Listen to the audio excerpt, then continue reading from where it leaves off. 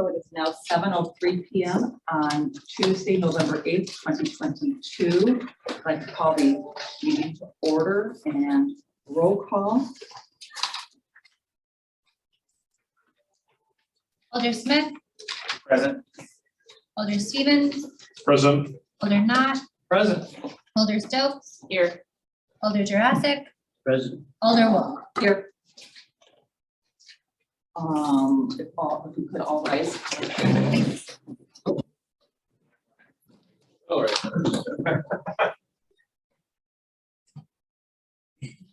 I pledge allegiance to the flag of the United States of America and to the republic for which it stands, one nation, under God, indivisible, with liberty and justice for all.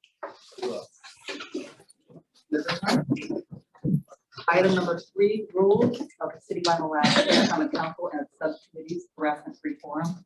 City Council and subcommittee meetings shall be conducted in a courteous manner. Citizens, council, and committee members shall be allowed to state their positions in an atmosphere free of slander, obscene remarks, or threats of violence. Sufficient warnings may be given by the sergeant at arms or chair at any time during the remarks, and in the event that any individual shall violate the rules of decorum as set forth, such person may then be cut off from comment or debate.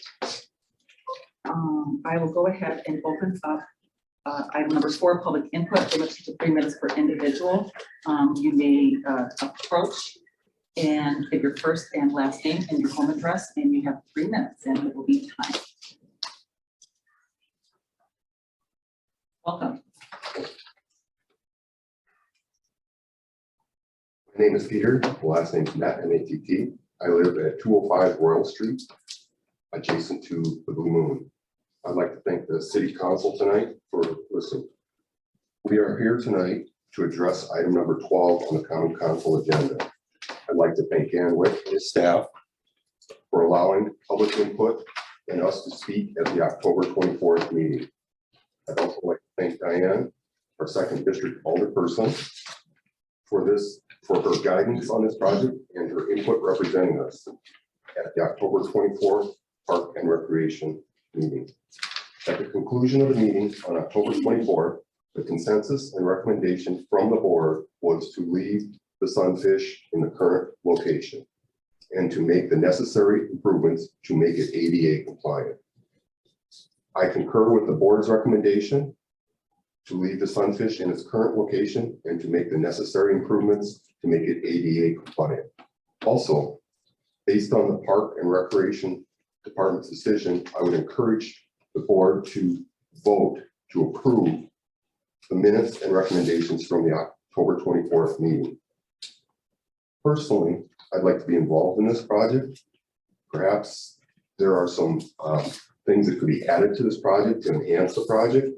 One of the ideas I had was erecting a 4x4 in the ground, and they put a piece of plastic on it that actually does like a selfie, so we can stand out and take a selfie. They've done that at the tunnel, the Sparta Tunnel up there now. I don't know if anybody's been up there, but it's really ingenious and it's pointed directly at it, and you can do a selfie with that. Second thing I would like to do is think about the design. This is the design that's been designed for the city, and they're basing their assumption tonight on this diagram. I would like to see that we have some kind of concrete seating possibly around the Sunfish incorporated into this design package. Perhaps we could provide, most importantly, some concrete to the north and a slab on the north side, because that's the most visible, wide open spot to the fish, and that would allow people to set up cameras and to take pictures and photograph, and also places for people to just basically take their lawn chairs and sit and watch the sunsets. Perhaps other plans and things we should think about are on this plan that has also been presented to us from Dan, is that there's an awful lot of trees on this. I think that kind of defeats the purpose of having a highly visible Sunfish. And I'm also concerned about the ramifications of watering and maintaining in potential shrubs and anything in that environment. And that's all I have. Thank you. Thank you.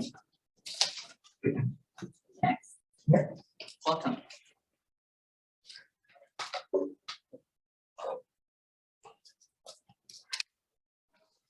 My name is Gordon Zelke. I live at 812 Second Avenue North in Alaska. And I'm here to thank the Park and Recreation and Library Board for their recommendation to move forward with the Sunfish Wayside project by locating it at its existing location.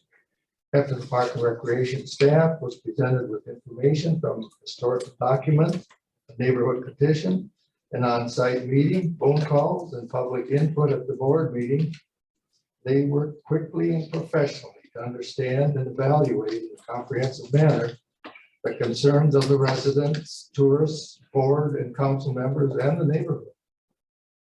Staff worked under a very tight schedule during a very busy time and came to a recommendation with which respects all concerned. I believe the board should be commended for their comprehensive work. I hope the common council can approve the current recommendation. I'm going to close with for the record, listing of issues and concerns that were prominent during the formation of the current recommendation. One, the current recommendation is entirely consistent with Onalaska's efforts to emphasize all the natural beauty surrounding the city and achieve all the commercial effects Sunny has to offer without one attraction adversely affecting the other. The Lake Onalaska Natural Vista can't be improved, however, can be diminished by misplaced signs. Locating the ADA compliant Sunfish Plaza on the north end of the wayside does disable visitor a disadvantage by forcing them to travel the extra 250, 300 feet from the observation gazebo to the plaza on the north end. The existing location is provided with lighting to deter vandalism and provide illumination for nighttime enjoyment of the plaza. The north side location has no such lighting. The recommendation locates the Sunfish Plaza directly opposite the east-west pedestrian crosswalk of Highway 35. The crosswalk provides a midway island for safety and caution light to stop traffic to make access to the plaza safer for pedestrians. The north location doesn't have a crosswalk visitors and who may be tempted to cross the highway over the unmarked path, and it would be a hazard to them.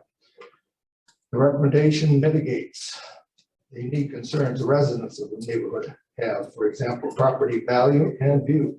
Leaving Sunny located as is would not be in conflict with the rest of the city's residents.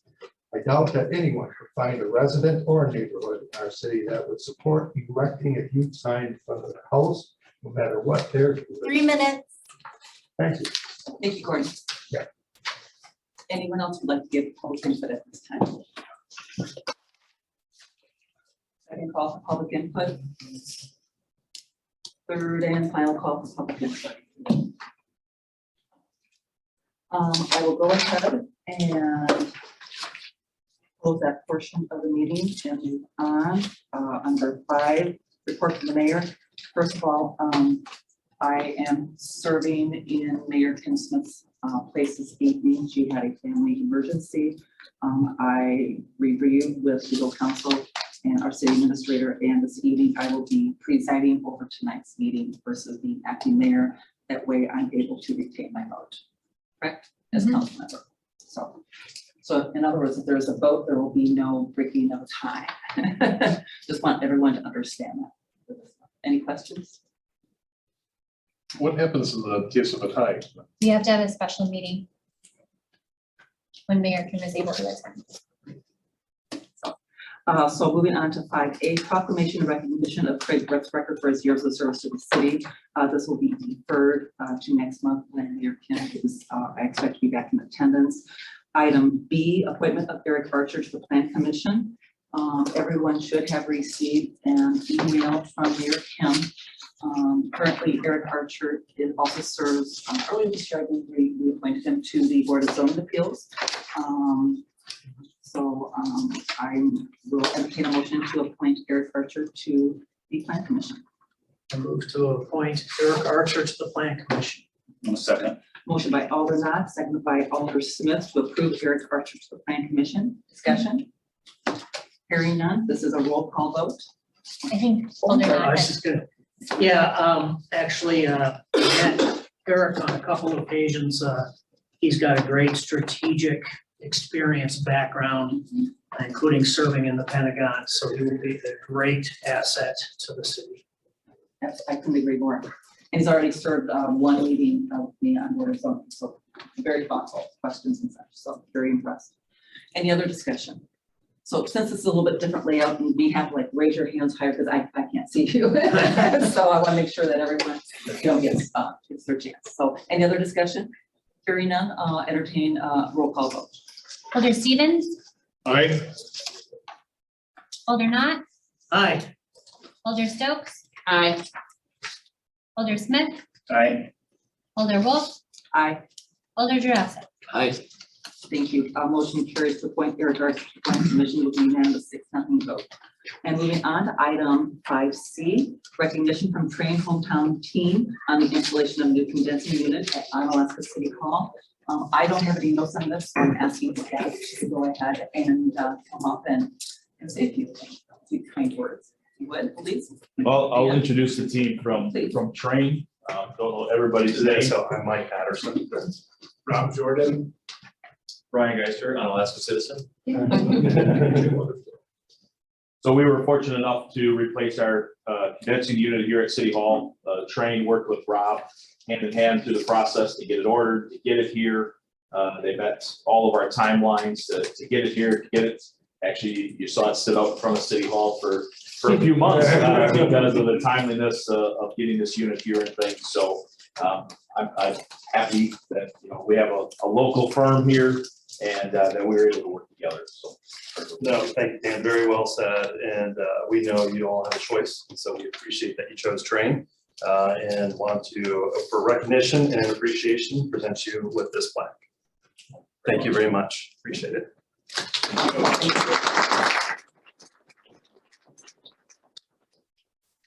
I may say my husband was a 22-year quality engineer at Train, so I have a very soft spot. Yeah. We're gonna take for many, many years. All right. He's like, give me that plaque back. I feel compelled just because I'm a local, and I lead the hometown train team. I did work with Dave for 20-some years. I'm like 25-year veteran, 27-year veteran at Train, and we had a program back in the day and we resurrected it. And all it is to help promote local awareness to Train. And we just want to say thanks to those folks who choose Train and help make sure that the pride of our community stays where it is. So that's all. Absolutely. Thank you. Thank you for Very coming. much. Thank you guys. Thanks for coming. Very much appreciated. Thank you. So moving on then, recommendations for approval and or possible action from the following committees, commissions, boards, officials. All items listed under the consent agenda are considered routine and will be enacted by one motion. There will be no separate discussion of these items unless a council member requests removal, in which event the item will be removed from the consent agenda and considered in the order of business in the non-consent agenda. I move that we accept the consent agenda. Second. Motion by Alder Stevens, seconded by Alder Jurassic. I would ask that item G be pulled.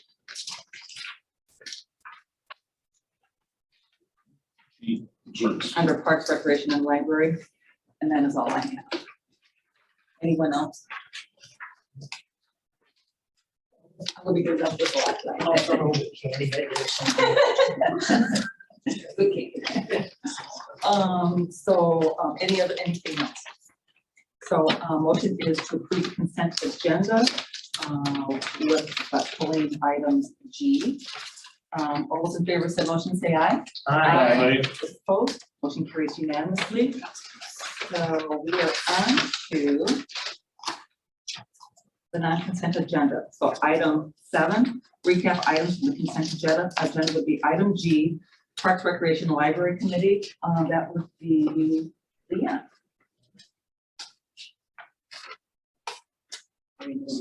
Yes, yeah, you just want to read it. Okay. I make a motion to approve item G, transfer of Wisconsin Department of Transportation DOT right of way at Highway 35 Wayside. Like a second for discussion. Motion by Alder Stokes, second by Alder Stevens for discussion. And under discussion, the reason why I pulled this off is, I don't believe this is in our council packet, but the transfer agreement was in the Parks Recreation and Library Committee agenda.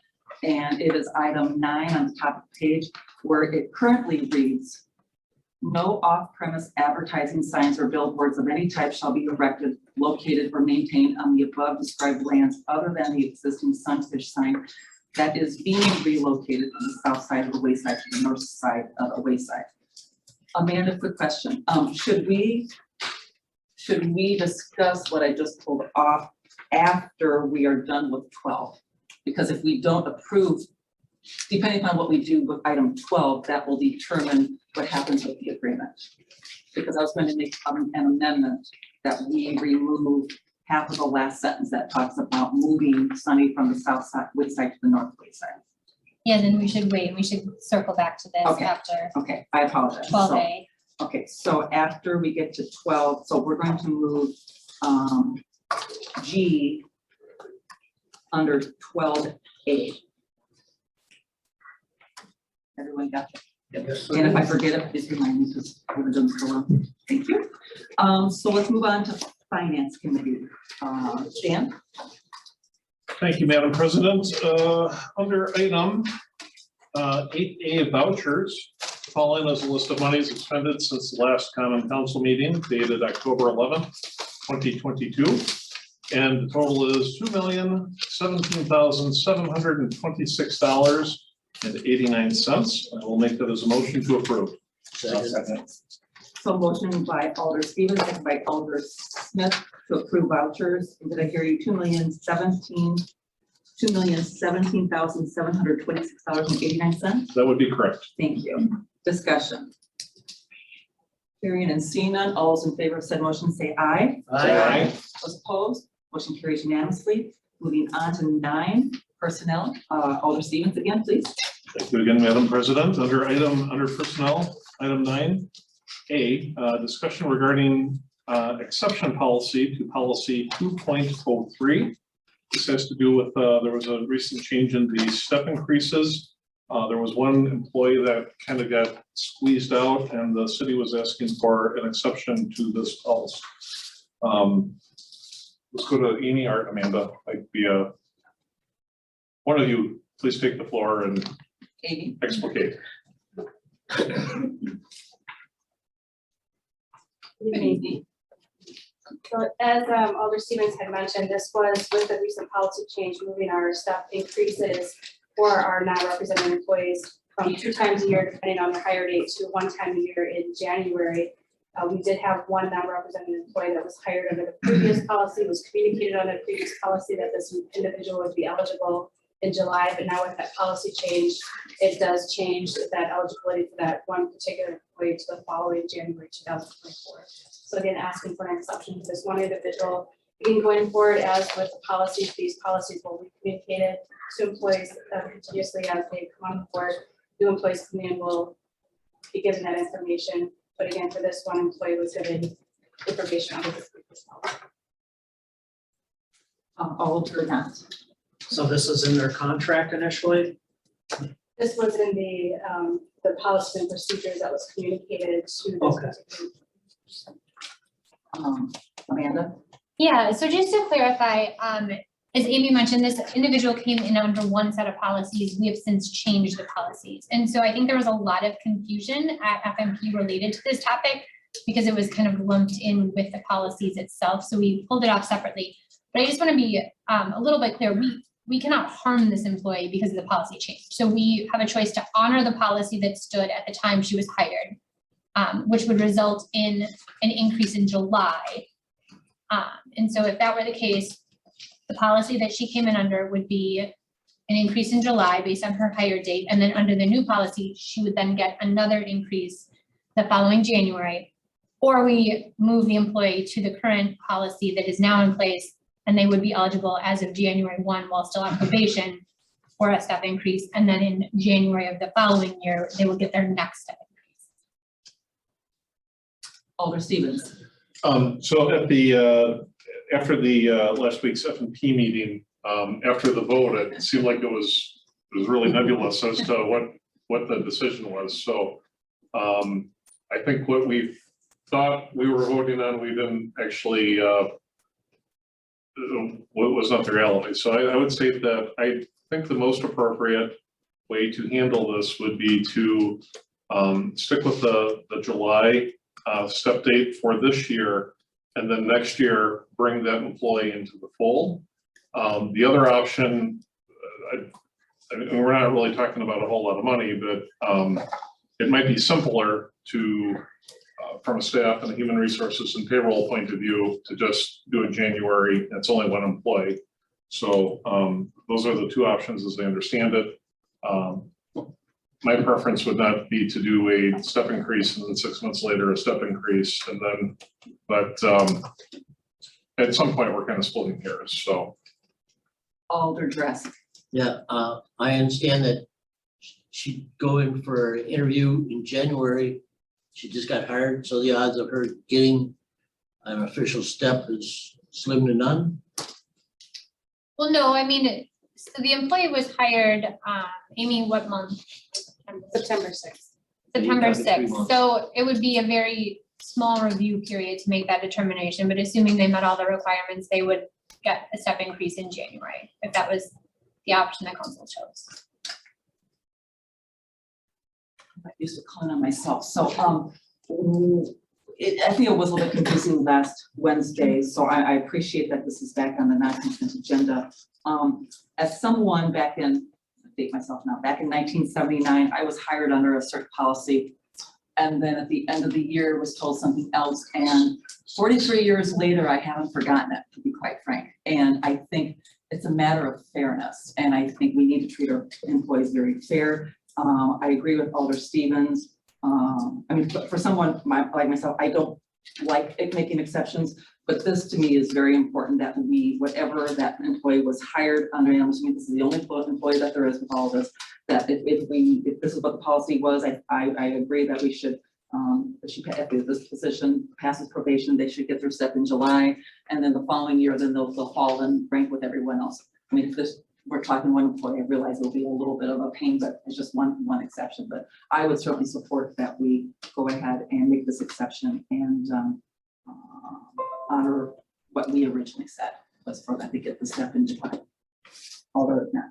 So did we originally state to this individual that they would receive a step in July and then 6 months later get another step increase? Is that what was the?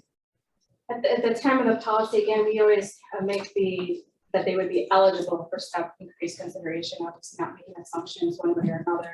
And again, it was shortly after that the policy changed to be January. So again, that information on the current policy at the time would have been July, and the following year was communicated. Because what's, I guess, concerning to me is that this individual would then be eligible for 2 step increases within a 6-month period.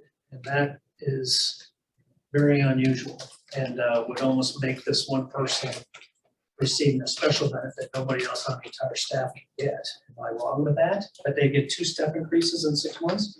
I mean, that's going to happen to everybody that just got a step increase in July by moving everybody to January. Okay. Okay, all right.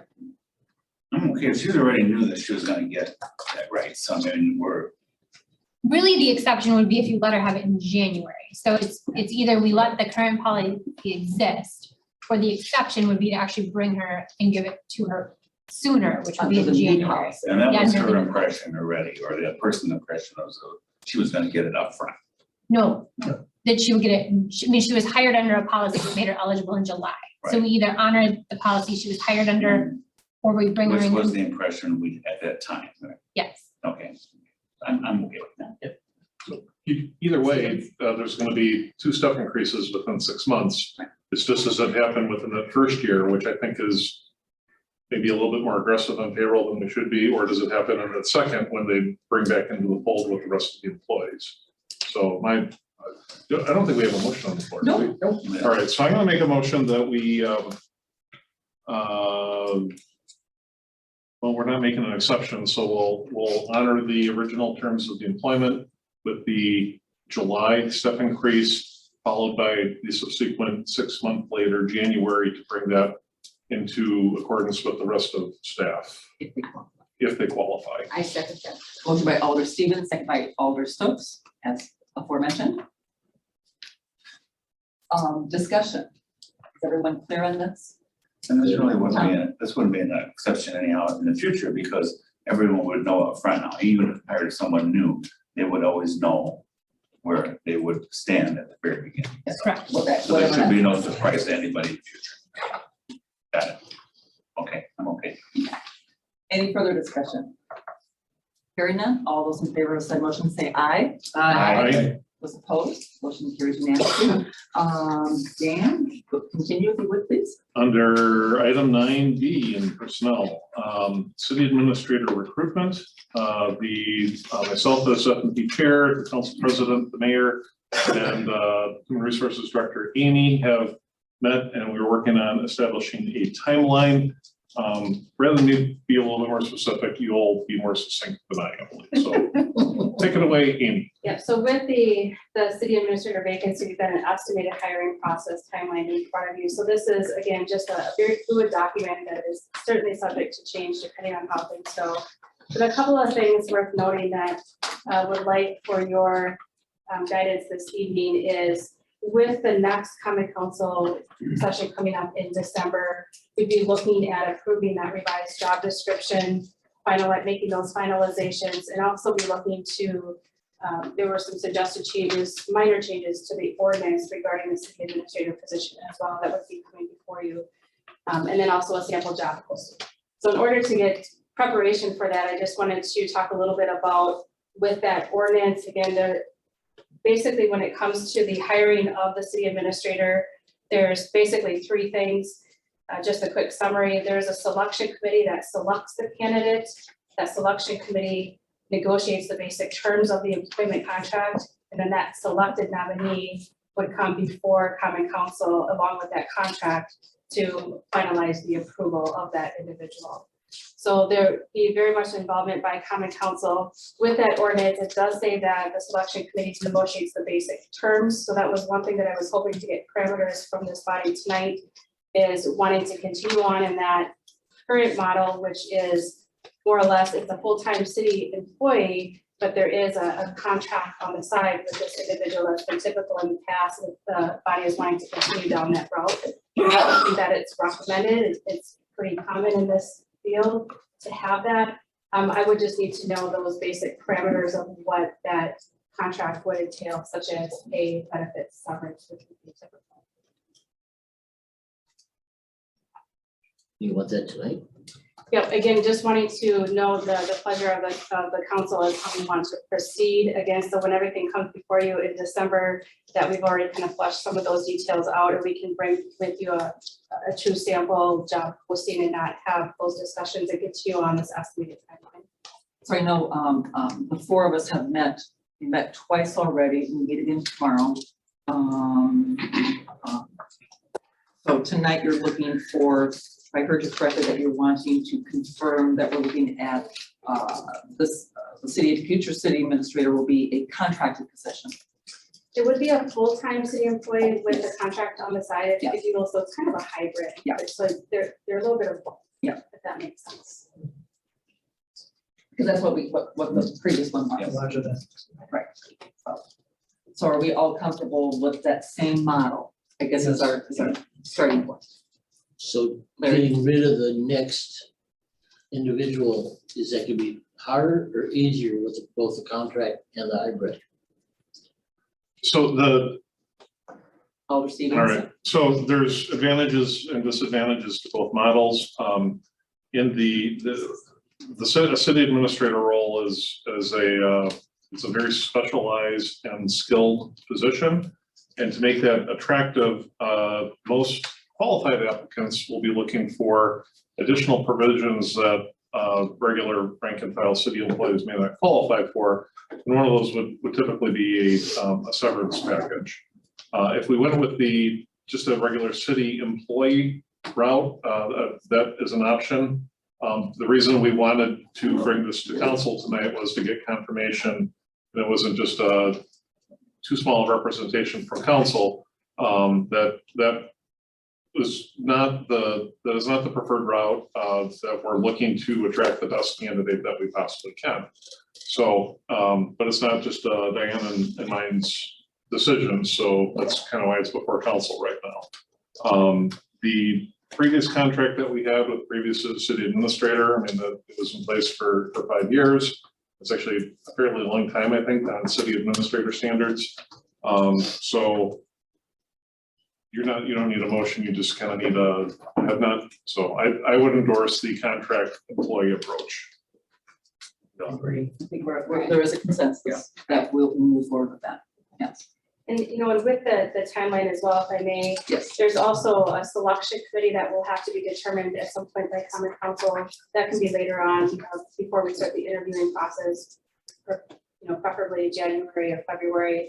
And again, we'll be bringing forth the ordinance to maybe help clarify that process as well next month. Because I see, Amy, you had that like February 14th meeting, confirmed selection committee, and I'm thinking that's probably that was long. So we're really looking for working with your timeline because you're going to be the driver of this. So you know, so you're just going to have to guide us through that. So If I could make one other Absolutely. mention, since Absolutely. we were talking about city administrator recruitment, also just a reminder that the current interim city administrator would also be subject to the performance evaluations that are due by year end. yes. And on behalf of Council President Tigerman, some additional information I will be sending out to all of you likely this week on Yes. some Yes. additional instructions for that. On that note, I think we had set a due date from Alders that we would like the feedback on the review by, was it November 30th? November 30th. So that's important to allow time to get that done in time. So no one's received anything, so don't think that you missed something. So But when you get it involves a video, I think. yes, like There's- 2-hour training and in order to complete it. So it's highly recommended. You know, staff has had to do it. And if we are also reviewing the position, we also need to be schooled and educated on the proper way to give that person a proper review.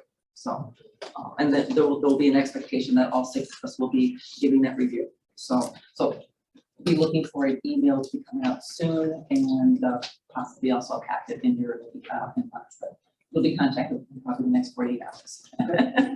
So thank you, Amy, very much appreciate it. Okay, so moving on to number 10, administrative committee, or that is me. Okay. So we did not, so there's only one item that came in late last week for administrative, and it was the week before, so it was decided to just not have an A&J last week and just push it right to council. So item 10, administrative committee, A, approval of special event permit for the cross area wide MCA Jingle Bell Run, December 10th, 2022 at the RW Hauser Family YMCA, 400 Main Street. I move that we approve the event as per the printed agenda. I'll second it. Motion by Alder Wolf, second by Alder Jurassic to approve. And under discussion, Amanda Jackson. I was just gonna note that this is a recurring event, so it's not a new event, but because they indicated they anticipate having over 300 people, it was brought to council. And that's really the dividing line, right? Because if it's a repeat, it just goes, it just is staff approval, and then we just get a copy of it, so. I'm good with that. Any further discussion? Hearing and seeing none, all those in favor of said motion say aye. Aye. Those opposed, motion carries unanimously. Moving on to moving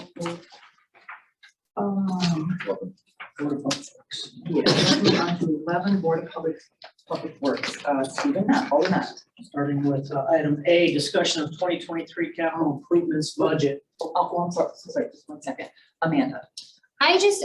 I wonder if going back to the order of things, if it makes sense to talk about item 14A before item 11A, the American Rescue Plan Act Legacy Project, as I anticipate that project will be part of this discussion and perhaps nailing down which project That makes a lot. we're talking about. I guess, I think that they almost need to be discussed together because they're talking the same pots of money. So it's not even so much one comes before the other. I think that item 11A and item 14A are probably one discussion item. The only thing is, so 14A, have we all sat in the room and talked about it? Together, I can't remember, did we do that last month? Yeah. So we haven't had talked about it last month, and the motion made last month was to earmark the 580,000 for the ARPA Legacy project to offer a tour, which we did, and then also to put out a community survey, and I have those results tonight as well. We also have additional information related to which of those projects are bondable. I mean, I don't know how the rest of council, I mean, I kind of, I agree with Amanda to do 14 first, because I mean, they're gonna be really done in conjunction with, but I think we really should discuss 14. I mean, I don't know how. We're in the meeting. But I defer to council, I'm just one voice of six, so. Well, they're talking the same money, so I don't know that we can vote on one without having a discussion on both. Because it's one pot of ARPA money that are being competed with. Board of Public Works, we talked this as well and actually had a vote on splitting it with some bonding as well. So I mean, having that stand alone almost nullifies everything the Board of Public Works did on it, because we're gonna go back to ground zero, I guess. No, the goal of 14A is to select the project. And so I think that by selecting the project, you'll have better discussion under item 11A. Because it does matter though, to your point, because not all of the projects are bondable. And so that would Right. change. That would change how we did this, yeah. Okay, so Larry Jurassic. And by the time that we had the discussion, a lot of those items we didn't know would be bonded are now bonded. So it changes the numbers totally around. Yes. Alder Stokes. I agree with Amanda. I think if the reason that we're looking at this is just to pick it, then I think that should be first before we actually start working with which one and so forth. So if I have a consensus, I would like to go right to 14, the interim city administrator, item A, American Rescue Plan Act, ARPA Legacy Project. Amanda? Yeah, so as I previously mentioned, we did earmark $580,000 at the last Common Council meeting for a ARPA Legacy project. There were 4 projects discussed at that point. The first was the community center, which would be a renovation and small addition to our current community center built in the 1970s. The second project that we discussed was a solar project, adding solar panels to City Hall, potentially a canopy, to provide more resiliency for the city. The third project that we discussed was an expansion of the Omni Center's west wing to create more dry floor space. And then the fourth project that we discussed was to take 3 to 4 parks and replace the wood chips with something called pour in place, which is that kind of rubbery, bouncy surface. And so we did offer a tour that many of you attended to look at both the capital improvement projects as well as these locations. We put a community survey out there. We had just about 200 responses, which for kind of a last minute survey is not bad.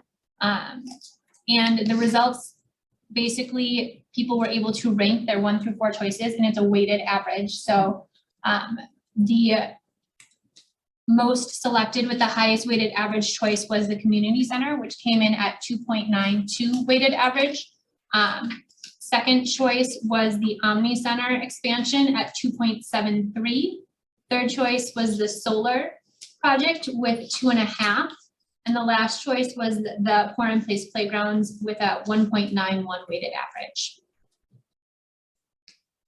So the community center both had the highest score and the most people selected it as their first choice project. We did reach out to Bond Council about a week ago to talk to them about these projects as well as a couple others, and they indicated that we could bond for the community center and we could bond for the playgrounds. We could not bond for the Omni Center expansion or the solar panels.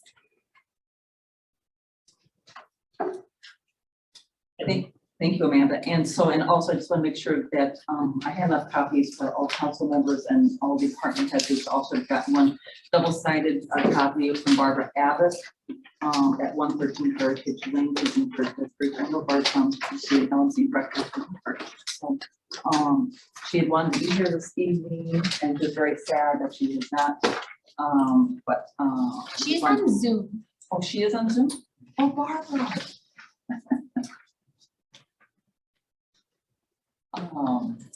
I thought she had. Okay, yeah, I'm here. Hi, Barbara. Hi. So Barb, I did go ahead and print out, I know you originally gave me your second letter, you said, please share my thoughts. I thought that, your first email was so good that I included both of them in, to all alders and electeds, for all alders and, department heads tonight, because, I thought it was, very nicely done. And, for everyone in the audience, Barb Abbott was looking for council to support the possible plan for remodel of the community center. So, Well, I was glad to hear that it was so strongly supported by the community. yes. So what are the wishes of the council, or Amanda, what direction would you like us to take right now? So at least the I think it would make the most sense for the record to have a motion selecting which project you would like to move ahead with, assuming you would like to move ahead with the project. So the total cost on this was over 700,000, if I remember right, correct? This project really depends on what we do with it, right? So it could be over 700,000, it could be scaled back to be closer to 700,000. Well, because the 580,000 is, I believe, what was dedicated toward the project, so we would come up short a good Correct. 120,000. So it would we have- likely take a commitment to bond additional amounts. and we will be talking very soon and addressing our finance director's email or letter to us that we should all have dated November 8th before us this evening. Alder Stevens? So with the 580,000 that we've already allocated, you've already answered one question. We could bond for the difference. Are other essential pots of money available? Like could we utilize the park fund, or is there ARPA monies that we could use? We can look into whether or not we can use park funds and how much. We also will be exploring grant money as well. We have been exploring grants for this project. However, we are not that far into the project, and oftentimes you already have to have design work done in order to get that. So we are optimistic about pursuing grant money as well. But the reason I ask is there was talk about splitting the project up over a couple of years. I worked successfully in the past with the Green Coulee Roundabout. I'm a little nervous doing that with the community center, and I kind of feel that we should, if we're going to do it, we should do it all. I have had people from previous years before the term legacy project was brought up talk about the condition of the community center. Apparently, it is used almost virtually every day. It's 1 year younger than I am, and I'm pretty old by looking at me. So that's probably the biggest need. And one thing I know that it's used by some of our elderly population more than some others. We do a lot of things that are focused on kids and activities for younger adults. And this is maybe a sector that does not get as much attention as it should. And if we're going to do a project, I think it's good for the whole city, that it would be utilized by a vital part of our community. And if we're going to do it, I think that we go all in. And if we can't fund it, then maybe we need to rethink our options. But I would support making the community center happen and using all available funds, grants, ARPA, capital improvement budget, and park fund, and anything else that we could get our hands on. At what point, Sabrina, do you want to talk about your memo? I think after you decide what project, Okay. probably the idea. Because I know yours kind of segues in, or this topic segues into the funding, so they're kind of icky. Anyone else before I call an alder? Not, I gotta do a round. Alder Stokes, and then Jurassic, and then, not. Thank you. I am really in favor of doing this with the community center. I don't think there's another building that the city of Alaska owns that was built in 1974 and nothing has been done to it except paint, as far as I know. I think that this is something that the community and particularly the people that are, over 65 or the people that use this for their meals, for their lunches, I think that they would appreciate it. Just after the review that we went through, we looked at the area between in a doorway and looked at it and thought, I don't even know if the wheelchair would fit through that doorway. So I think this is something that's very needed. I think it'd be very much appreciated by the community.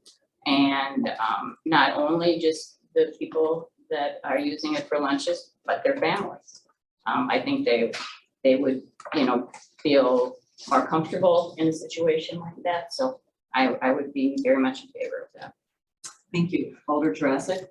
I agree with what Dan said. When we toured the place, the entrance going into the bathroom was almost too small for a wheelchair to get through it. And with ADA, every time you turn around, they want improvements made. I'm fully supportive of this project. Thank you. Alder Knapp? I can also support this, however, I do have, what are the chances that we're gonna have the design, the contract, the construction of this all completed inside of 2023? Inside of 2023 or 2024? 2023. That's the Unlikely. capital improvements budget we're talking here, which also impacts this, is 2023. It would have to be a split year project. That's where I was going, and I think that's what I wanted to confirm. Thank you. Yeah.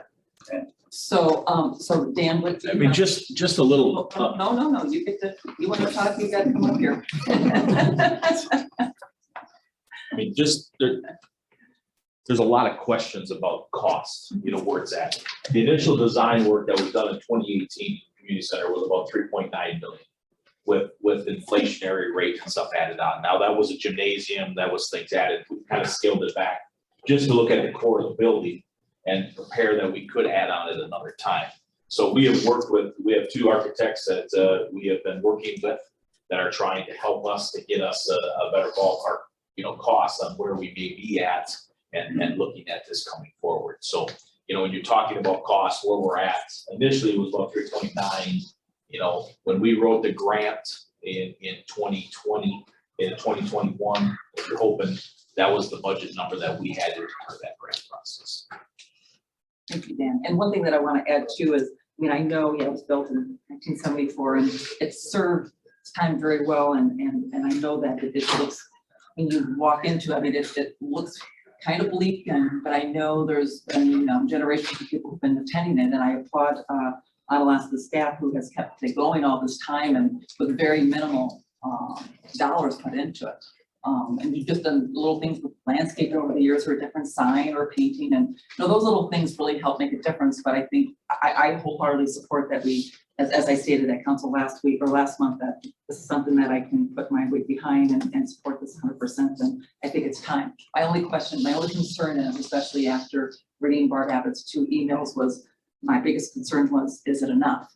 Are we doing enough? And quite frankly, I don't think we can afford to do more than, or do what I think we should be doing, but there's only so many dollars. But I ask the question, is it enough? Alderson? Yeah, I'd like to just start saying, I think we've got to start there though. I mean, I think, I don't think we've given enough to our senior area. We've talked about our youth programs, we talked a lot about our community surveys, feedback. We do a lot for our youth, we do a lot in our park and rec, our young families, which are all very important on Alaska. But when you look at our seniors, and a lot of our seniors and our baby boomers, some of those older folks that are getting up there, there's a lot of opportunity opportunities for that area of our generation that we could do a lot more in. This is a good example, of putting some money into those areas for some of those citizens. So we probably can't do everything, but I think we definitely need to start showing that we're putting some money where our mouth is. Okay. Alder Draft. If we use ARPA money, it has to be spent by a certain time next year. End of 2024. Would this be within that timeframe? I mean, and, you know, I rely on Jared a little bit, you know, doing a lot more construction projects than we do. I mean, You know, I could know we when have we've had part of it? conversations, it could be very difficult to have some things done by 2024. You know, if we move on this project, if it's approved, you know, we get some funding that we can, you know, we're gonna have to bid out to go RFQ for a design team to start working with us. We have a concept, but now it's gonna be honed in on creating plans, getting a budget and stuff for us to come back with. So that's all things that we have to, So you make a recommendation to the council that we do not use ARPA money on this? I think we can use some ARPA funding to help us get started with design plans and start work, you know, the council has to make a decision on splitting it over 2 years. We did it very successfully when we built our pool. You know, so some type of funding like that could be successful with this. It could be bonded over 2 years as well. Correct. Because that's what we did before. Library also. Alder Stevens. So with the use of ARPA, I think that's a good tool in our belt to help make this happen, but that doesn't mean that the ARPA funds have to go to the community center. There are a lot of other things in the capital improvement budget and things that we would typically look at in the state trust fund loan if we were to utilize that. If you use the ARPA money for that stuff now, and then the money that we're not spending on those items can be bondable because we'll free up that space on the bond, which doesn't have to be time constricted, so. That's something to have up. Sabrina. Hi, thank You you. can Are you spotlight, okay but with it's me hard back to here? see. No, you have to come up. Well, she has her lap. I told her she could see back there because she's got a laptop. It's just hard to see you, so next time you need to be, just put your hand up. Yes. So in your packets tonight, first off, you do have a capital improvements and updated listing from our last meeting. So at that meeting, we were discussing the possibility of the fire floor being bondable or not. So we did call bond counsel, Jared and Amanda and I had a conversation with them. And we did find that we were able to fully bond for the generator, which changes a lot of things on our list. So first thing I want to say is just because we can bond for something doesn't mean we have to, right? Just because we can doesn't mean we have to. So in your packets tonight, I did give you that updated list. It does show 3.9 million. I do not want to borrow $3.9 million. I would prefer we be closer to the 3.5 amount. I'm okay if we get to 3.6 for this year, only because with rise in inflation and things of that nature, I feel that most municipalities are gonna have to borrow a little bit more than what they normally do. And if we borrow 3.62 or whatever it's going to be, that would be 4.6% more than our average of typically borrowing 3.5. And with inflation being 8, 9, 10%, I feel comfortable at that number. So in what I delivered to you today, that memo, that's dated November 8th, 2022, are 3 options. Right, you can come up with a different option, but I just wanted to give you 3 possibilities. Or not continuing on the go. Well, I just almost have a point of order. When we were discussing moving 14A forward, we were told it was only to select a project. My concern was that we were gonna mess this up with going into the budgeting. Budgeting comes next. So we're here to select a project first. He's not wrong. We probably, you appear to be in agreement. You do need a motion, but we probably should select the project and then shift it back to Sabrina to get into the funding. Okay. So. Which that would then be 11A also. Or excuse me, yes, 11A. So 14, excuse me, so 14A, the legacy project, chair will entertain a motion as to what direction or what, if you so choose, which project you would like to choose for a legacy project for the city of Alaska. All right, I'll make a motion that we tentatively opt for the community center as a legacy option. For discussion, the reason I said tentatively is, as Stephen pointed out, that we're talking budget factors that could be affected. So the intention is to proceed with the community center and then allow us to be able to talk about some of the financial implications. I second that. Motion by Alder Stevens, seconded by Alder Stokes to opt for the community center on a tentative basis. And did you say for discussion purposes? Did you throw that in there? Or just- I didn't say that. Okay, for tentative purposes, okay, okay. Okay.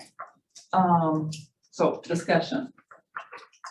One question I have, Alder Stevens, so doesn't sound very firm to me, so I'm just having, if I'm sitting in the audience. Well, Let me answer my question, please. If I'm sitting in the audience, I'm hearing tentative, and so I don't, and if it were to be passed, now, and I may be misunderstanding, so bear with me.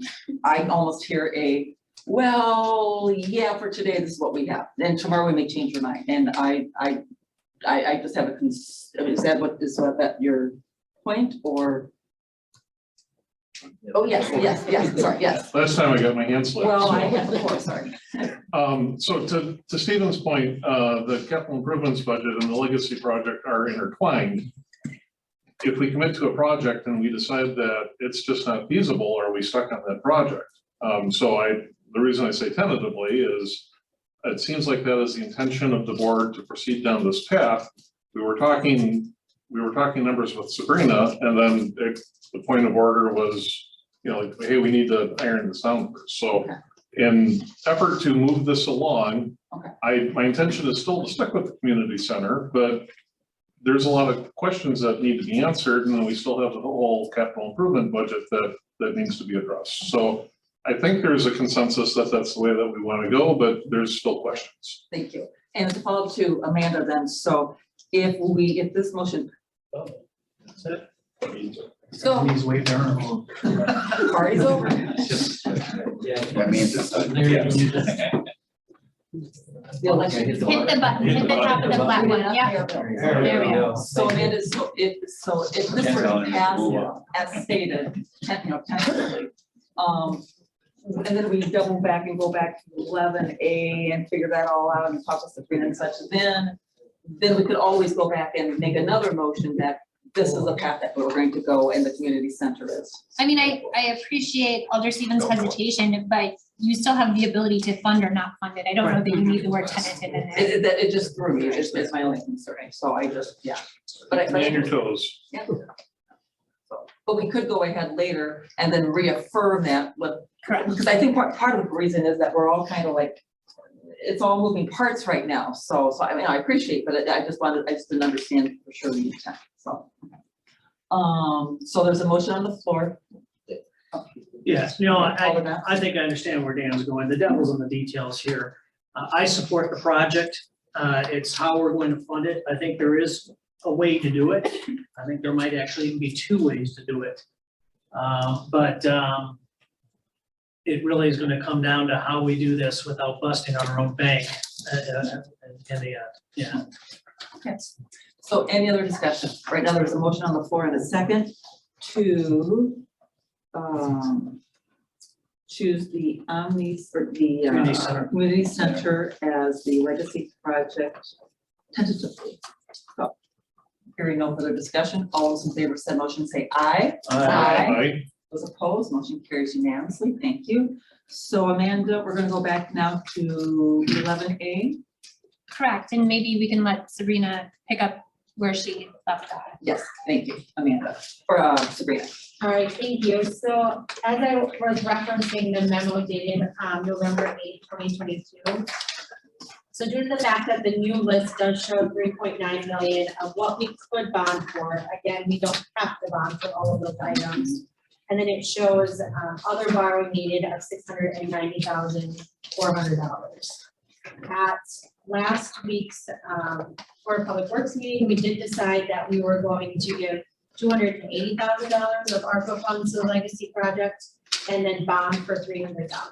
That's what we had decided, that's what I still have on this listing. So I wanted to provide a few options. Option one, we could give that full $580 to the legacy project of ARPA funds. And then bond for 3.6 million.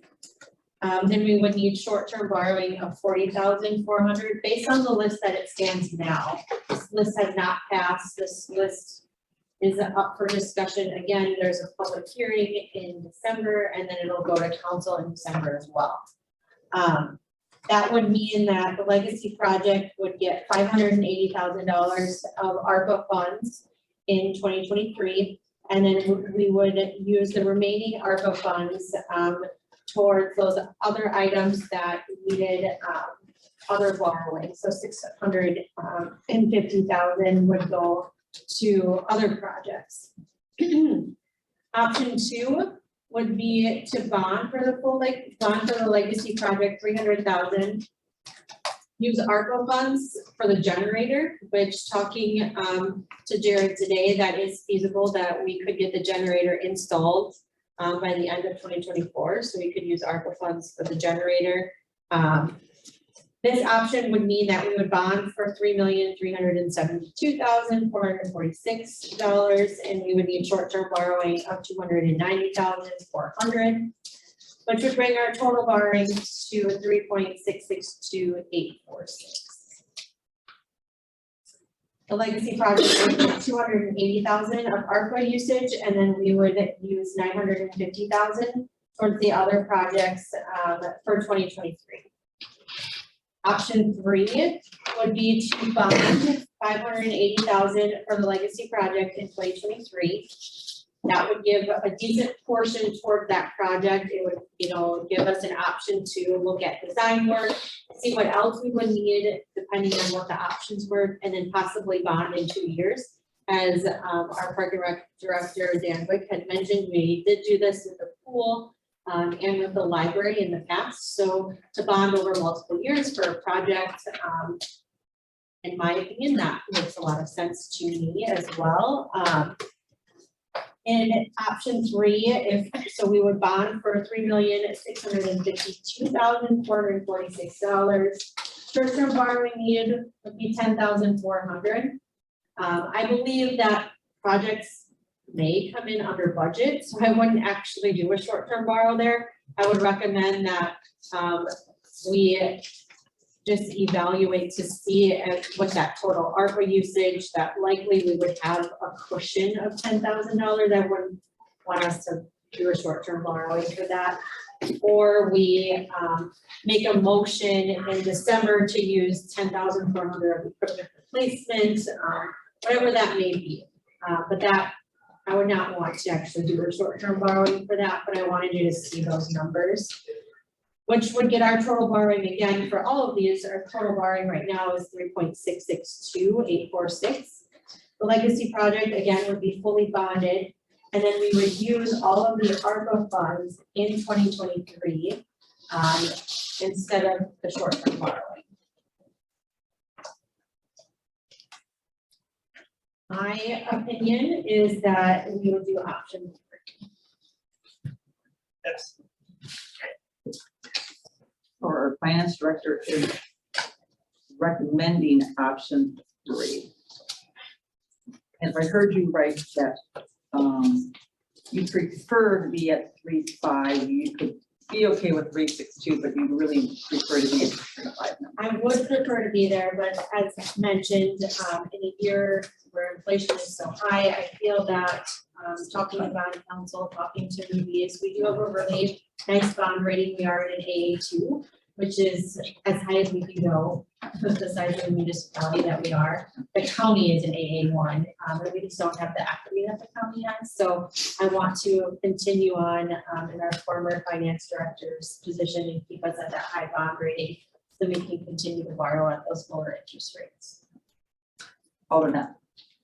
Yeah, so one of the things I'd like to point out, there's actually three here. If you take a look at total borrowing under all three options, you're going to see that the sum does not change.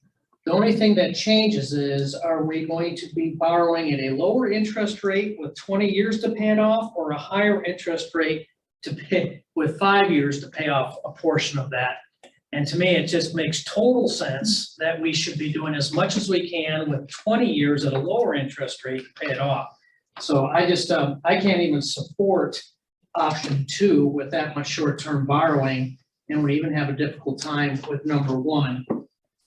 I agree with Sabrina that we can probably find the 10,400 somewhere as we go along. I do want to point out that where it says legacy project fully bonded, that is not the same as fully funded. That's the $580,000. So this would become a 2-year project with the community center because it exceeds that, and we all know that. And I have no problem with that. We'd basically be locking ourselves in next year to another 100, 150 or something like that. I don't know. We'll have to figure out how it all shakes down. Yeah, I 100% am behind option 3 to avoid the short-term borrowing. Again, we're borrowing the same amount. Question is, do we want to be borrowing some of it at higher interest with less time to pay it off? Sabrina? Can I just add one note to that?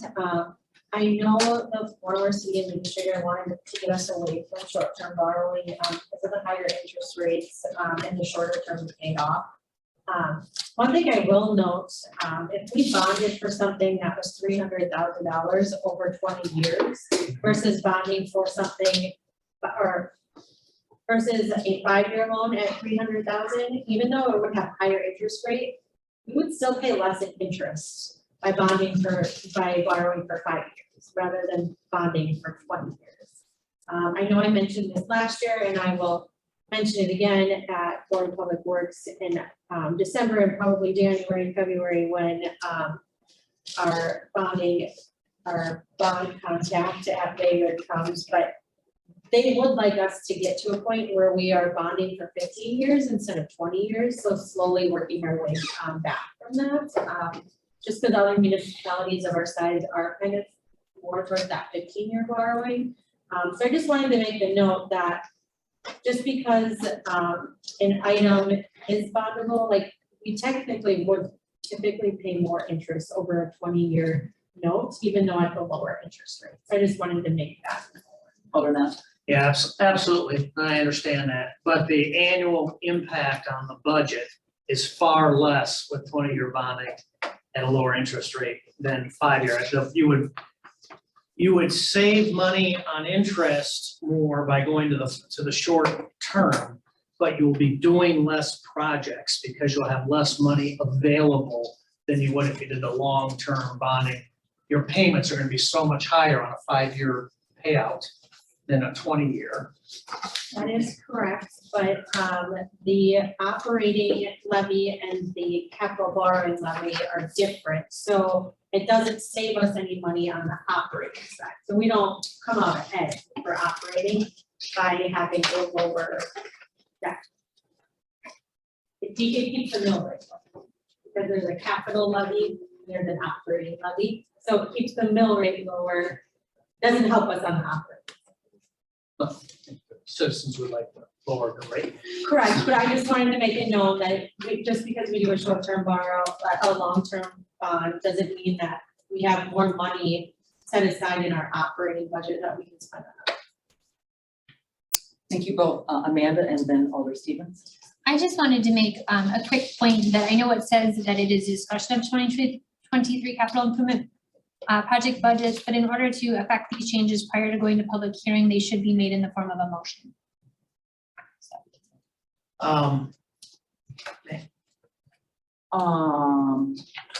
Alderman. I think to be fair to Oh, I'm Steve, sorry, like we never actually started with Steve on capital improvements, so maybe it should go to Steve. Okay. Okay, so so basically this is capital improvement stuff. I mean, it is. We've yes. approved the budget, the project. Now we're in capital projects to figure out what it is we're going to do with the budget inside of the capital improvements budget. So with this,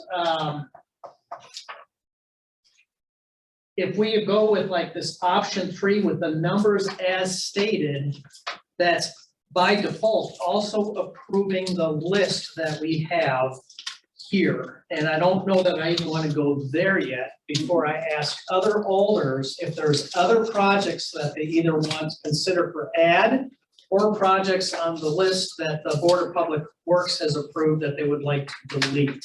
So we really should do that first before we go to voting on an option for total funding and how we're gonna pay it.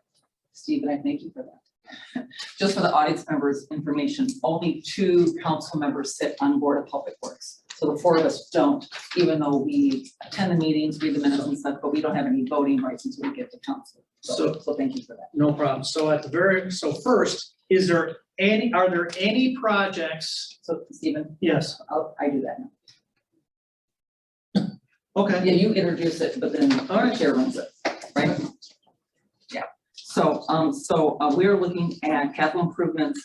Does any alders have any concerns, questions, anything they want to add, remove, lessen, increase?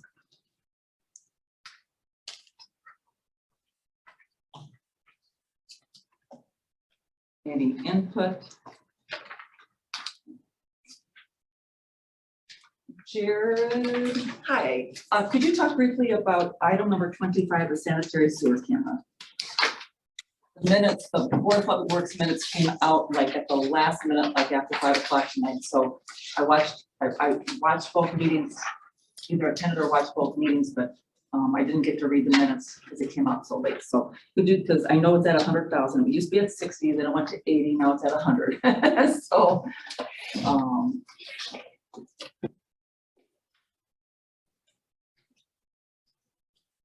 could you give me your best pitch why we should keep it? Because I'm certainly open to the idea. So currently we contract out, spend about $24,000 a year contracting out sanitary sewer televising services. This would have our own in-house camera. We had an in-house camera that hasn't functioned for 2 years now. The other camera would attach to our sewer vector unit. This would be a self-propelled rover camera.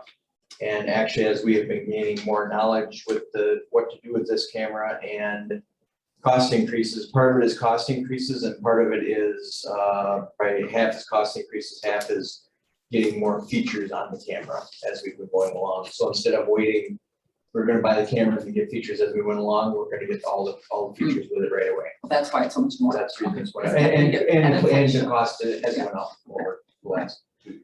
Because I know the process was in the past that you had someone local like in Trump or something, they'd be out within a day or so, about $4,000 or so to go ahead and whatever the invoice might be. It wasn't that costly. No, it's not even that much for what we have done. Right. You know, if we have a blockage, but we don't have anything on site for an emergency right now. Right. But going forward, we would be using this for more than just emergencies. Correct.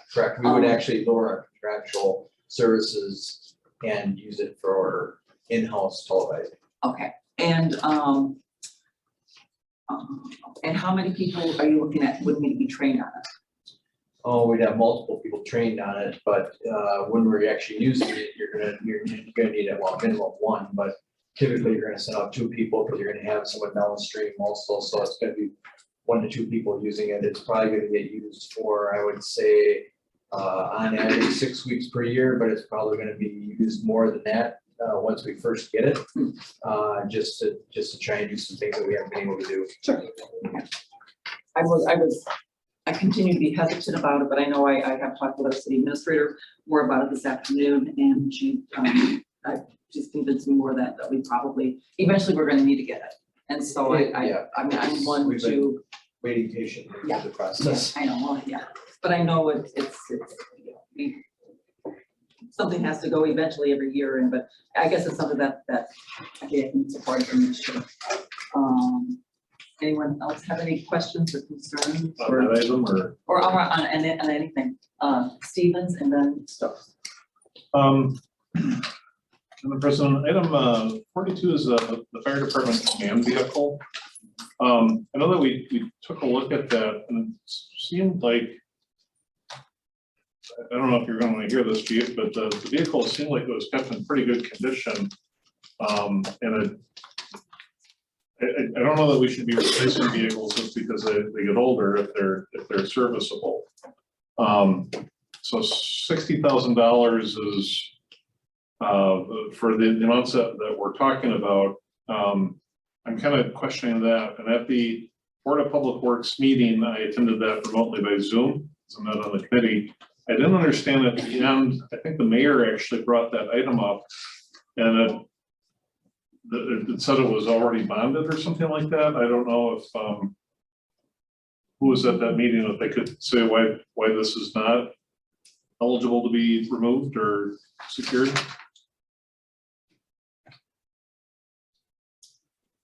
I can clarify that.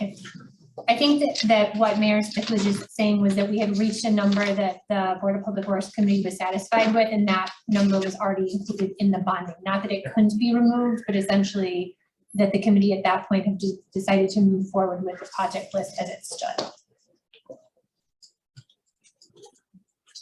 So is spending the $60,000 now on a vehicle that is serviceable, is that the best use of our taxpayer funds, is the question I would raise?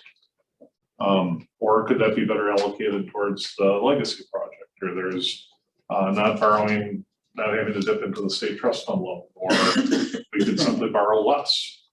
I mean, if there's an absolute need, if we need this for public safety and the function is not being done, then yeah, we should probably get it. But if we have it and it works, I think it should be at least considered. Alder Stokes. I agree with Dan. I'd like to hear from Chief, just to get his idea and information.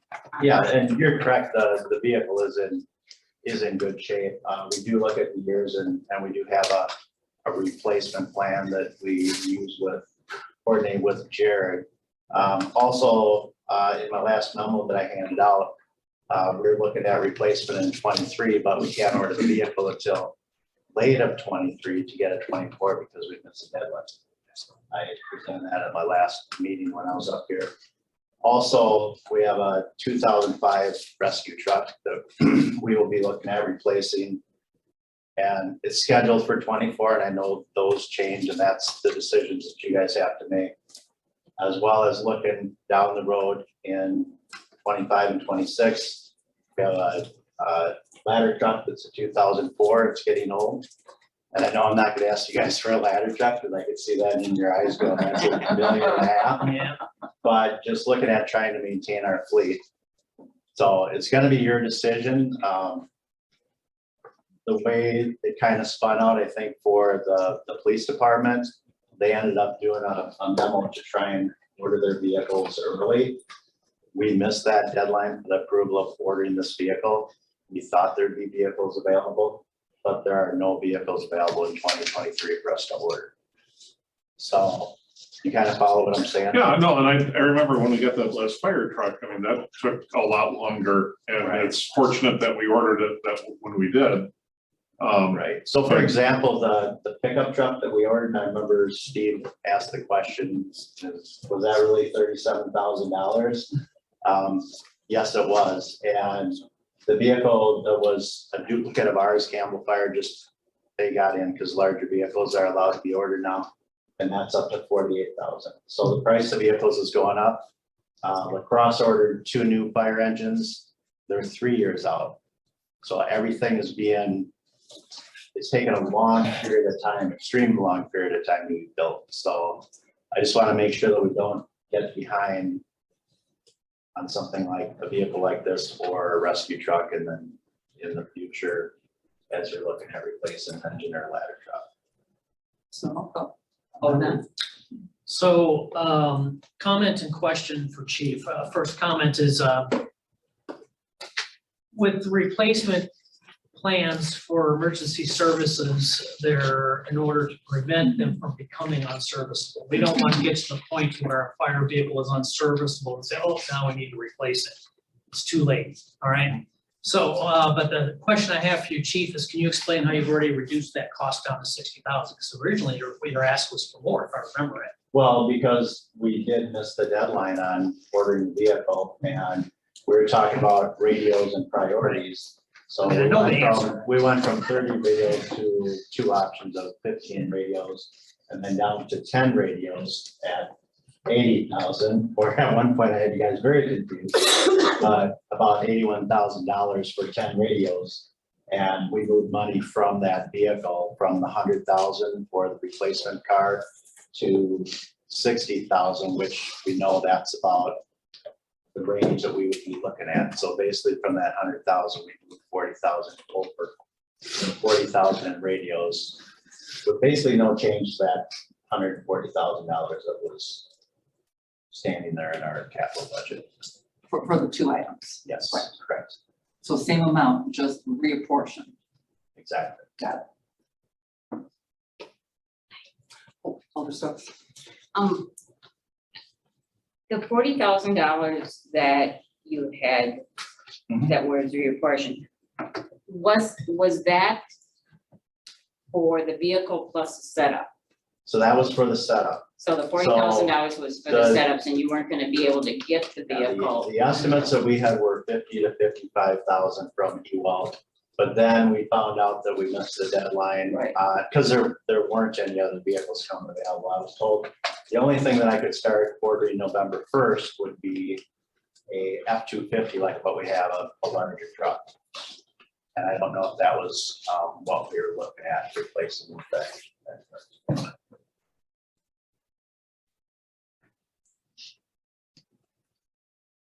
That answer your question? The 40,000 was what's Yeah, setting. yeah, up the I vehicle. understand The that. 60,000 is to cover. I'm just wondering if it wouldn't be feasible to move it to the next year, and put the 60,000, take the 60,000 off of this year, because you're not gonna be able to get it and set it up because you don't have the setup money. But then we'd also have to have probably a memo to present to the board, and that for purchasing approval to purchase the vehicle. Like I said earlier, like what the police chief did, to get approval to purchase the vehicle, order the vehicle for 2024, which, and then I don't know if it would come in 24 or 25. Say a second. Jared Holter. So just to clarify, what we've seen with vehicles right now is we've ordered some public works vehicles and we are actually ordered them we ordered them a month ago and we don't expect them until October, November of 2023.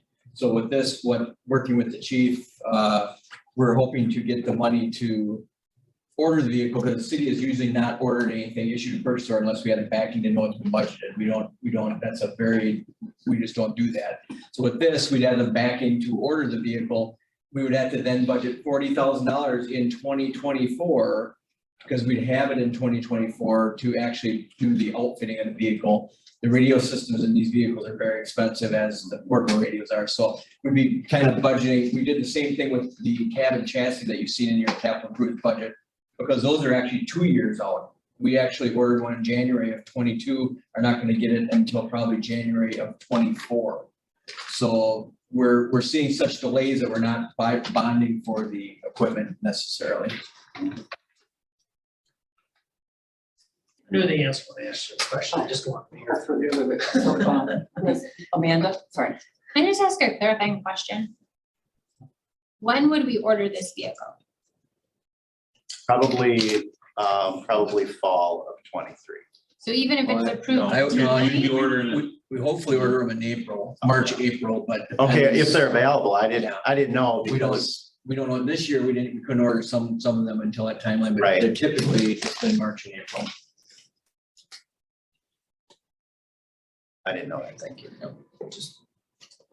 So just understand if there's a motion made and it passes to remove this item, that he'll be back next year asking for 100,000 plus whatever interest or has gone on to, not interest, whatever Right. increase in cost has gone on to that truck for 2024. We'll be back asking for 100,000 plus. So and it really comes down to 60,000 now and 40,000 next year, or the whole shebang is gonna be next year, or he'll be asking for it because Well, we'll there'll debate be it. 2 vehicles coming. He'll up be have next 2 year. vehicles as well, that's right. So, yeah. There is a risk to not abiding by a replacement plan with your emergency services. And hopefully with the radios real quick, if I may, Having the 20 radios remaining at 8,000 piece, we would do another AFG grant and hopefully be successful with that through FEMA, where we'd only have to pay 5%. Alder Stokes. I'd like to get Sabrina's take on this. You know, how she feels about keeping this in the budget. I know you want to get to 3.6, but you really would like to get to 3.5. So. Yeah, as I mentioned before, I would prefer to be at 3.5, obviously. I feel comfortable in the 3.6 only because we are in a place where inflation is so high that I feel by increasing our total bonding by 4% in a time where inflation is 8, 9, 10%, and I feel comfortable where we're at. Again, I prefer to be at 3.5, but I just think the cost of items right now, it's tough to be there. Things cost more than they did last year. In our defense, last year, we did only borrow 2.75 million. So that did put us in a really good spot last year as well. It's tough. All of the projects that are on the list really need to be done. But we, you know, I think in total we had what, $11 million in projects, $12 million in projects. So they're all worthy. It's just a matter of what the council believes is most. Alder Stevens. To build up on what Sabrina said, I mean, there's really no bad projects on the capital improvements budget. And I mean, there's maintenance for departments is, I mean, it's not just the fire department. I mean, there's paving projects that we have. There's, you know, we have to keep up on street maintenance and there's wear and tear on the roads. There's, we talked about like cameras at Bash Park and Great River Landing, and there's upgrades at Community Park and the Omni Center. There's a lot of things that could be done now that are also going to have to be done soon. That, you know, I understand, but we're talking about taking this money and putting it as a placeholder. And I understand that the supply chain issues, just like anything else, but there's also things that there's deferred maintenance that could be addressed now. So spending money on something that we're not even going to really see in this year is, I'm just posing the question, is that the best use of our resources when there's other things that could be addressed now? So if we were to pull the money out, I don't know that I would just say, let's not borrow it. I'd say, let's tackle a different deferred maintenance project. But, and what that is, but Stephen, you chaired that committee. I mean, there's other items that there was a lot more discussion on that you'd be more up to date on than I. So Alder Stevens, do I hear a motion coming or you're just speaking at this point? Because if you're not willing to do a motion, I'm willing to make a motion just to keep moving along. I don't know that we've heard from everyone, but just for discussion, I will make a motion that we strike, well, I guess I'll make a motion that we strike item 42 from the 2022 capital improvements, or this would be the 2023 capital improvements budget, sorry. I'll just make that the motion, but the intention is that we would allocate those funds towards a different project. Okay, I'm waiting for a second. To understand the motion is that you're gonna allocate the 60K to something else? Well, I don't have a specific one yet, and that's the thought So it's is, not a reduction even of the total borrowing, it's, we're still gonna get the 60,000. I think the first step is that if there's a second and it passes, we reduce that, and then if it were up to me, or my support would be to find a different project that would happen in 2023. You restate the motion. Yeah. So at this point, I will make a motion to strike item 42 from the 2023 capital improvements budget. I will second that. So motion by Alder Stevens, second by Alder Wolf to strike item 42 under fire department, the command vehicle in the amount of $60,000. Thank you. That's a much cleaner motion. Discussion. And it's kind of dark in here in the back, so anyone, please raise your hand. I want to make sure that I don't miss people. Alder Jurassic. Yeah, I can't see it unless it's definitely assigned to something else. And we're removing or lowering the debt by that, because we're just gonna be taking it from this pile and putting it in that pile and still got to pay for both piles. No, Mike, Alder Stevens, I understood your motion to be that you're reducing, you're removing the item. So right now, So with it that, can be put in something else. So the intention at this point is to remove the item. If that passes, a further motion could be made citing a different project. And if not, I guess it would just, we would borrow less, we would but, borrow less, and but that's we're- all for up to discussion. right. Amanda? Yeah, so just to clarify that, as it stands, if the motion passes, that would reduce our total bonding by 60,000. Would someone could come along and make 5 more motions to add, or else no motions, we're gonna stay with $60,000 less for bond. So, Alder, no. Yeah, just, I was actually more draconian than Sabrina. I was really trying to hold the Board of Public Works to 3.3 million in borrowing, but we just really could not get there.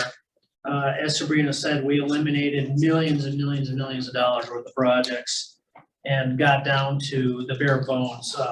So, I mean, the board was unanimous in passing forward what it had, and I'm gonna have to stick with that at this time. Any other discussion at this time? So the motion is to remove item 42 in the amount of $60,000 from 2023 capital improvement projects. Seeing or hearing no further discussion, all those in favor of said motion say aye. Aye. Those opposed? No. No. No. Correct, we have a tie. How'd you do it, didn't ya? Who's got a quarter? So just to confirm, the 3, We redo that as a roll call? yeah, let's just do a roll call just to confirm. All right, Alder Stokes, An aye vote is to remove it, and a no Yes. vote is to keep it. Yes. Aye. Alder Smith, No. Alder Jurassic, No. Alder Wolf, Aye. Alder Stevens, Aye. Alder Knopf. No. So motion technically fails because it's a 3-3 tie. Well, we'll have to have a special meeting, I think is what Amanda said earlier, with the mayor's here, and she can cast a deciding vote. Is that how that? I think in this case, it can simply go forward into, because this isn't the end for the Right. capital improvement budget, I think it would just proceed as it stands for the public Nothing hearing. changes, right? Yeah.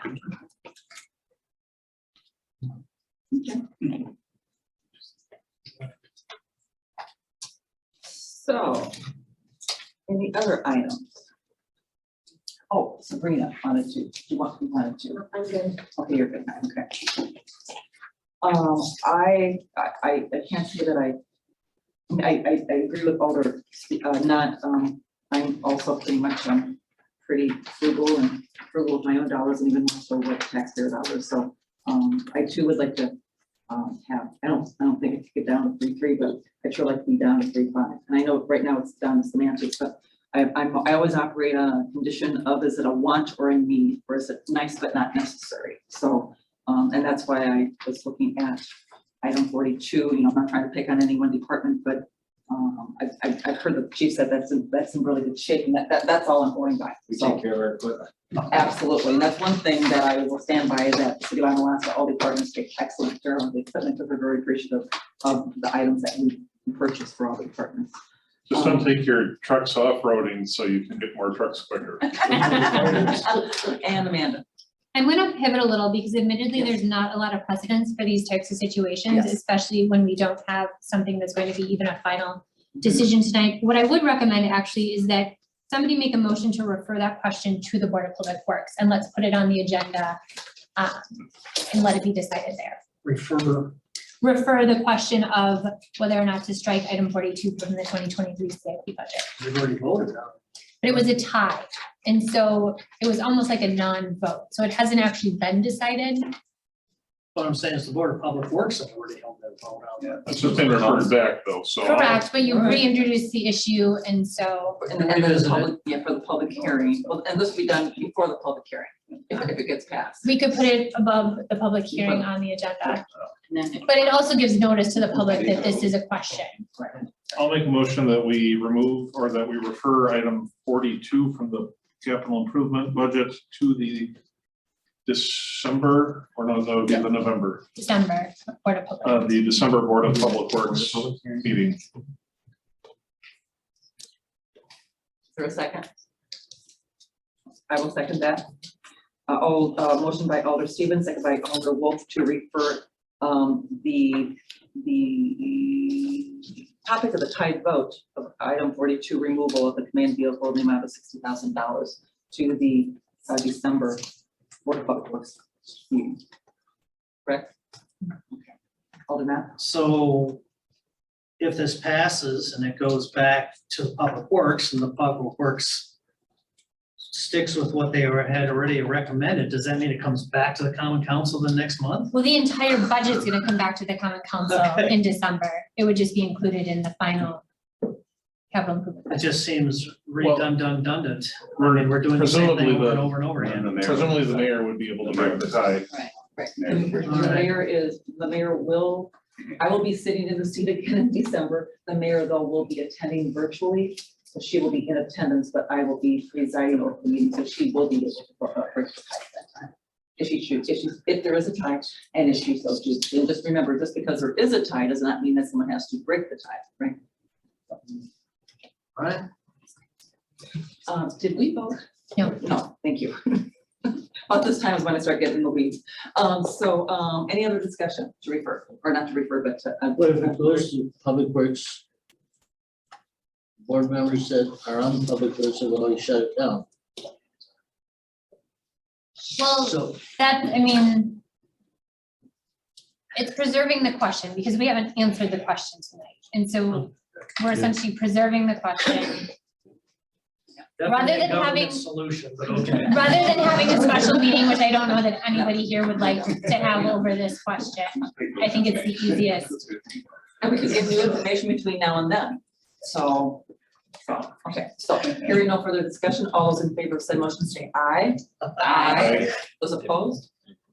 Motion carries unanimously 6-0. Thank you. So, Alder Matt. Yes, I have one comment on the capital improvement projects charts we have in front of us. Item number 43. Says portable radio replacement for the fire department. It says year 2 of 3. Is that not year 1 of 3? Yeah, so I just want to annotate that's year 1 of 3.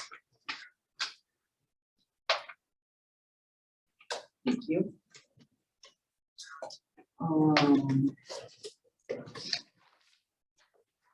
So unless, to move this along, unless I hear any more input about changes, additions, deletions, conversations, I believe we're ready to go on to 11B. No, you would need to have a motion for one of Sabrina's 3 options. Oh, I'm sorry, yes, okay. I'll make a motion that we choose option 3. I'll second it. Motion by Alder Knott, second by Alder Jurassic to approve option 3 as stated and presented in our finance director's memo of November 8th, 2022. Discussion. Alder Knott. Just, it may end up being $60,000 less total borrowing depending on what happens next month.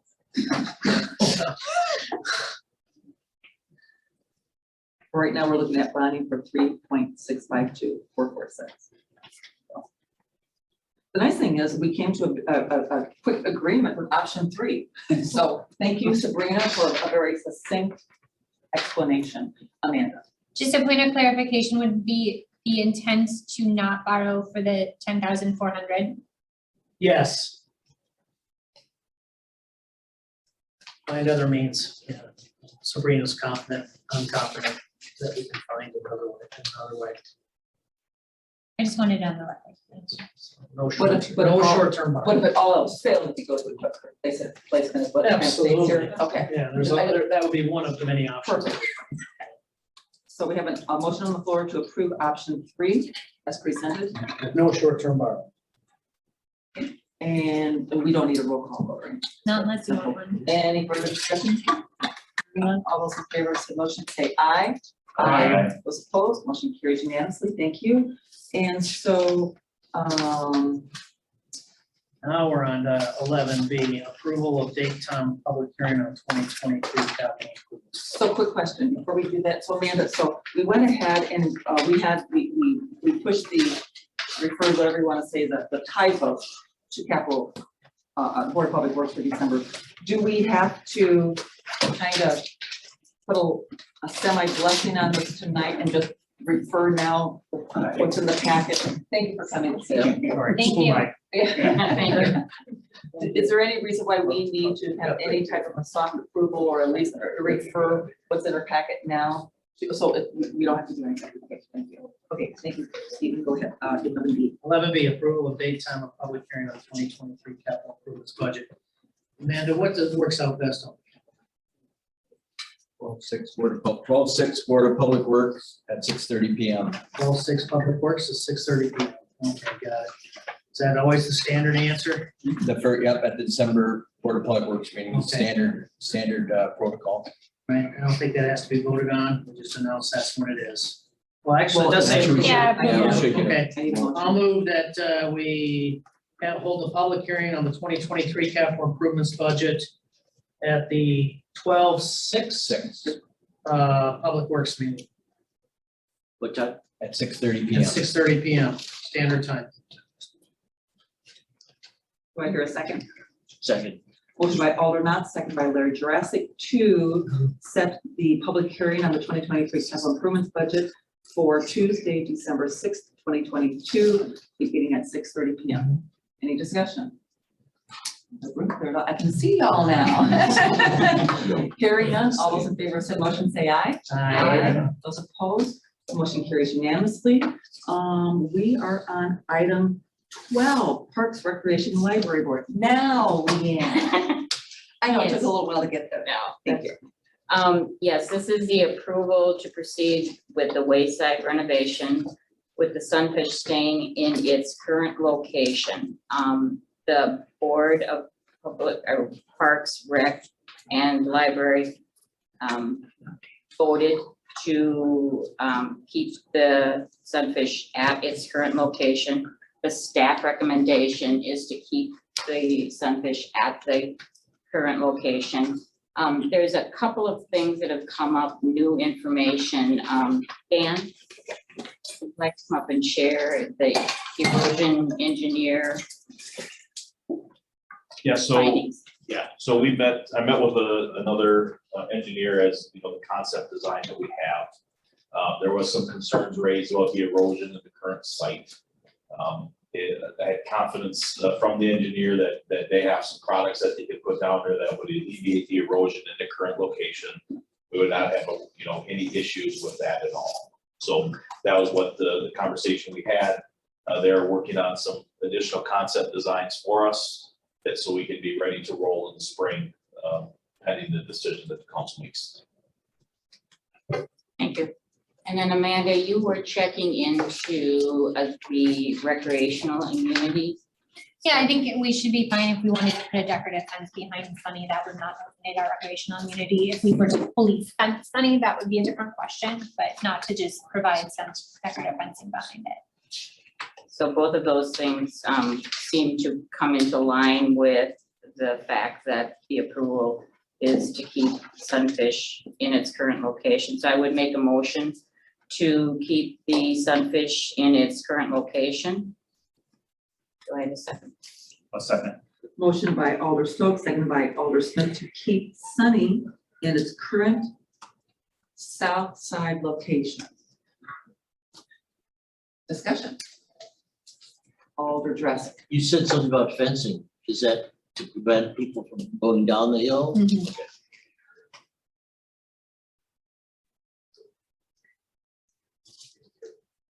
Alder Stevens.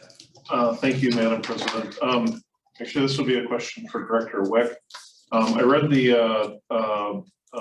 entirety, the letter written by Mr. Zelke. And actually had a conversation with him at Flannel Fest, but on item number 4, there was something that it raised an issue. It talked about the distance to the observation gazebo being an extra 250 to 300 feet. And at the point with reference to ADA, would somebody in a wheelchair be able to have access to basically enjoy the view, or were they just going to the sunfish? The sunfish, based on the ADA accessibility, was getting people to the sunfish to get their pictures taken and things because it is such a photograph location. What is the vantage point to enjoy the view if the 250 feet that they have to go? Is that would somebody with mobility issues be able to enjoy the view the same way, or are they kind of stuck in the parking lot? I guess I don't understand your I don't understand your question, Dan. Stevens. So I think a lot of the concern has to do with preserving the view, right? Yes. For the public. So by bringing up the ADA concerns, will people with mobility issues, they can get to the sunfish? Can they see the view from the sunfish and look out onto the water? Or are they only seeing the sunfish? Because I know there's kind of a forested backdrop. There will be viewpoints from the south location where it's at. Okay. And then just kind of for the record, I'm on the Rotary board. I was in the initial kind of planning phases, although the planning phases was simply to do improvements to the sunfish. And had, for the record, had nothing to do with moving it anywhere. We just wanted to gussy it up, but because of that, I think ethically I need to abstain from the vote. Thank you, Alder Stevens.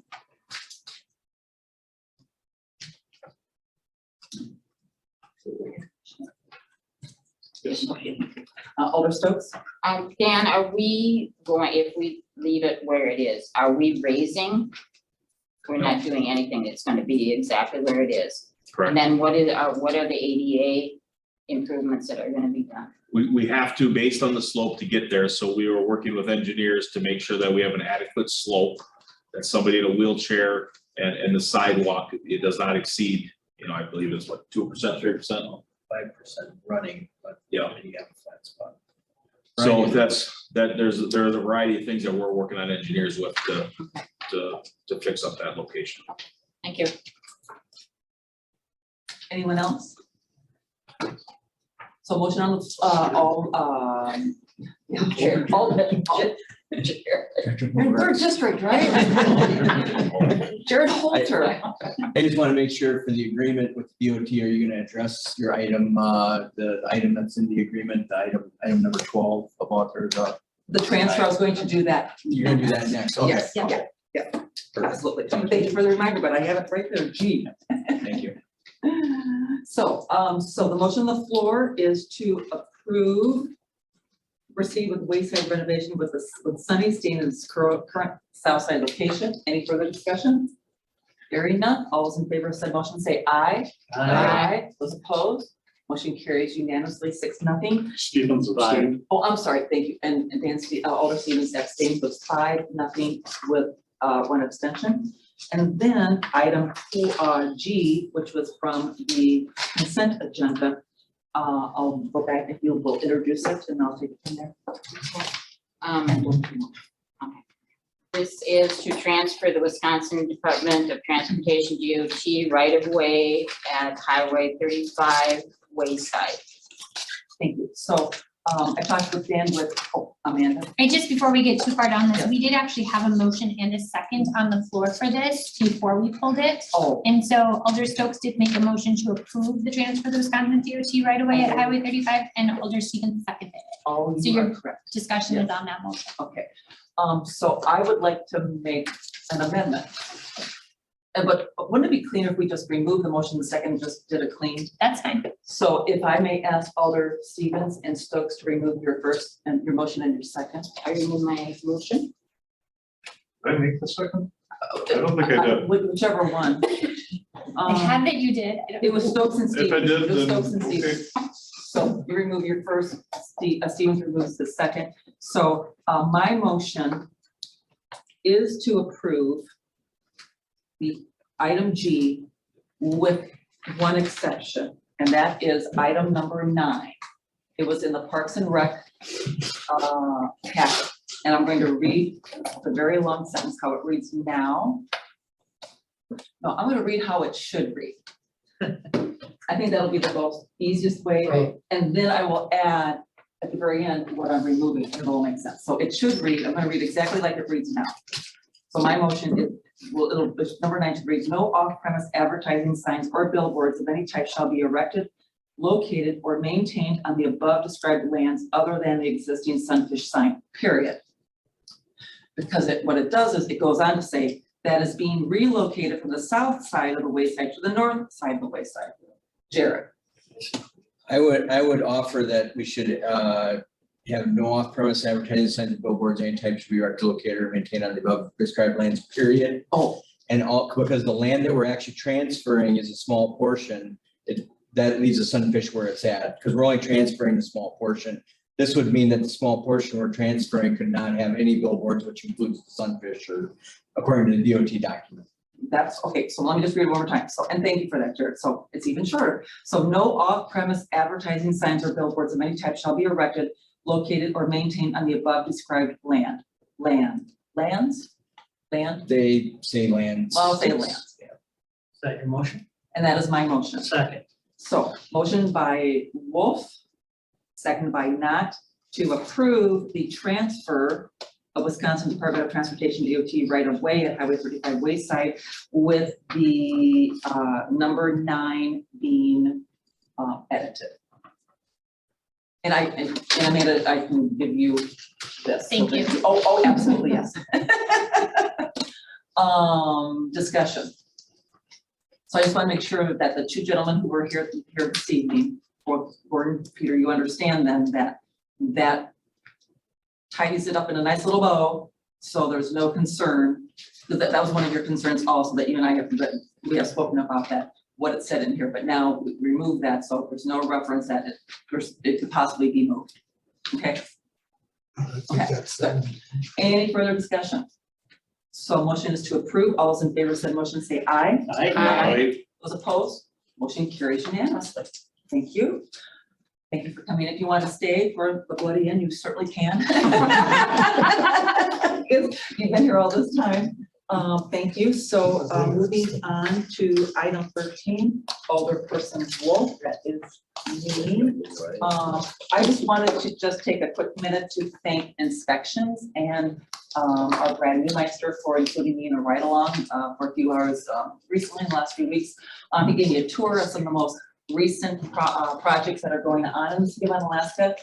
I personally always appreciate staff's willingness in sharing with council members a bit of their day and what they do. So thank you to Brad and Inspections Department as always. So and moving on to, let's see, we have dispense of 14A, and moving on to 15 closed session.